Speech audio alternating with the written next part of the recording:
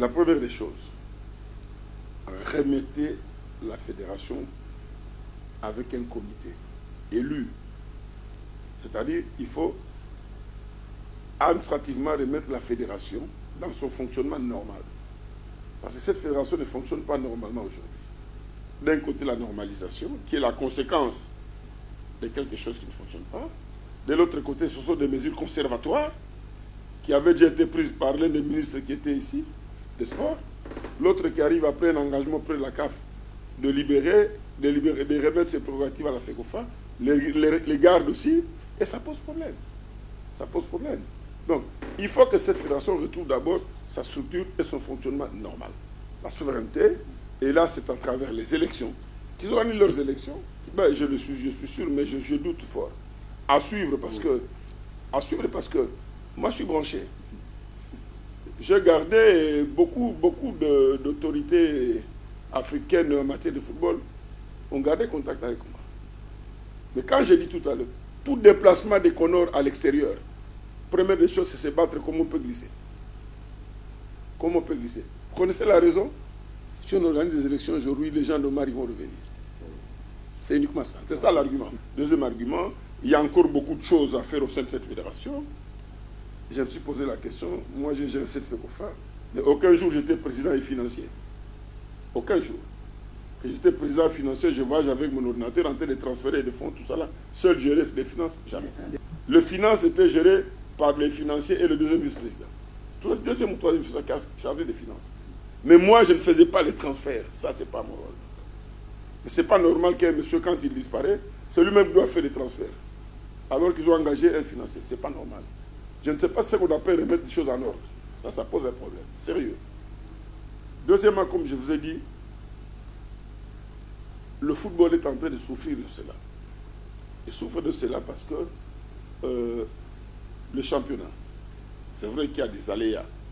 Il y a des aléas, il y a le transport qui pose problème aujourd'hui, les voies de transport et de communication qui posent d'énormes problèmes.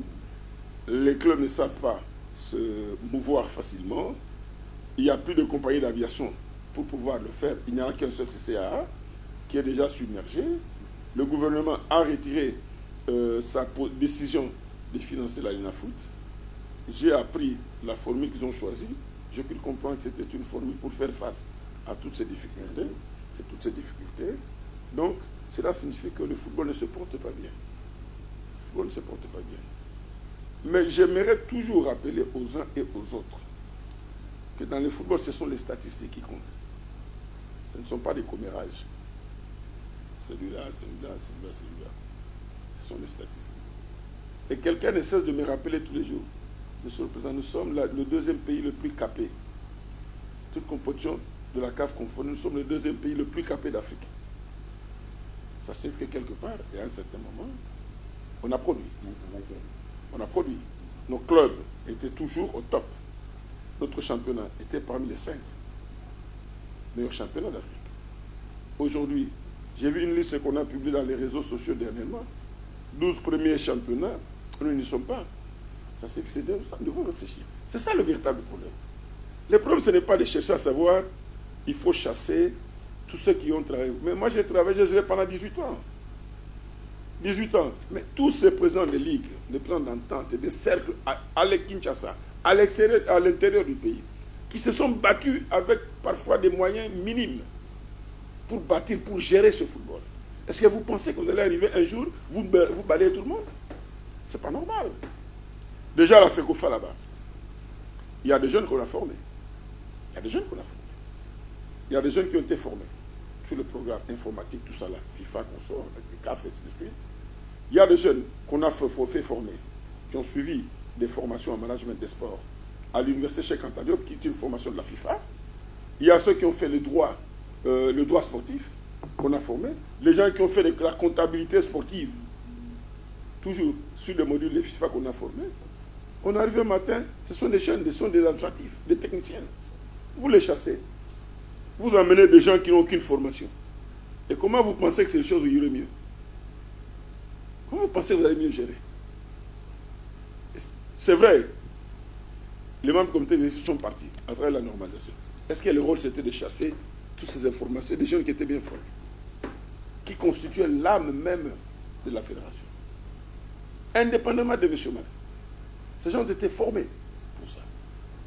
Vous le faites partie, vous amenez des gens. C'est pour faire quoi? Et c'est ça votre rôle.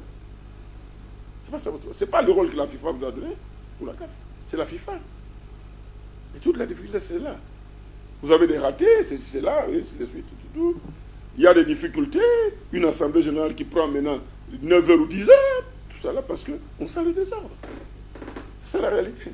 Et quand vous vous pointez à l'extérieur, on vous pose la question, pourquoi vous n'êtes pas prêt pour les élections? Non, parce qu'il y a encore l'esprit de M. Marie qui plane sur cette chose. C'est quoi la fin de compte?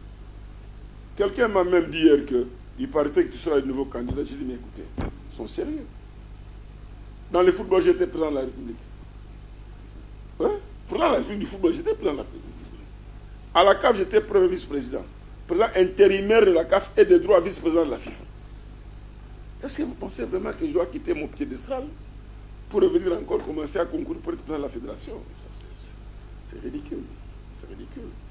J'ai dit, j'ai reçu pas mal de coups de filière. Il paraîtrait, je dis, mais il paraîtrait qui vous a dit ça? J'ai plus d'ambition. Mon rôle maintenant, c'est de prodiguer des conseils. C'est de transmettre mon expérience. C'est ça mon rôle. Celui qui veut, il vient, on discute.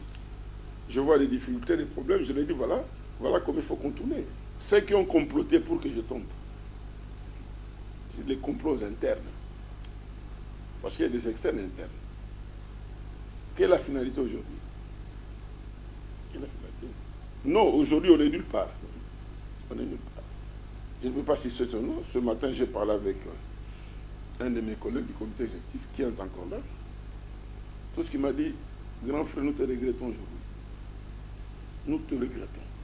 Tu nous manques. Parce que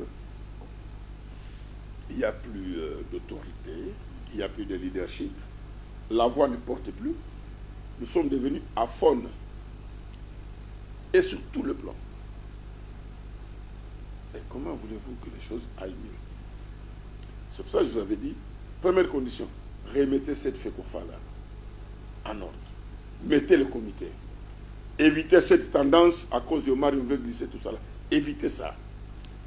Ils ont voté, ils ont élu, ils ont tous travaillé sur un chronogramme qui est accepté par la CAF et la FIFA. Ils ont publié le chronogramme, qui les respecte, que cette fédération revienne dans son fonctionnement normal. Que le ministre s'écarte, remette les prérogatives de la FECOFA. Et que cette fédération commence à recevoir les fonds, les financements de la FIFA. Les programmes de parce que ces programmes sont suspendus. Tous les financements sont suspendus. C'est ça l'urgence. Dès que la FECOFA aura son fonctionnement normal, il faut se jeter maintenant dans leur programme de développement, ainsi de suite. C'est de ne pas passer le temps, dès qu'on arrive dans une réunion, qu'est-ce qui ne va pas là-bas? Non, non, donnez-nous encore 2 ans. Oui, parce qu'on a encore beaucoup à faire. Beaucoup à faire quoi? Beaucoup à faire quoi? Beaucoup à faire quoi? On vous a donné 2 missions. Les textes avaient terminé, on les a travaillés, ils les ont travaillés. Les élections, le chronogramme est là. Allez aux élections. Allez aux élections. Que le maire gagne. S'il y a des intelligences qui ont travaillé avec moi, de quel droit vous allez les empêcher de revenir? De quel droit? Parce que vous avez formé un discours, un montage pour diaboliser. Même ceux que vous avez trouvé des bons, diaboliser. Maintenant, ce discours vous rattrape.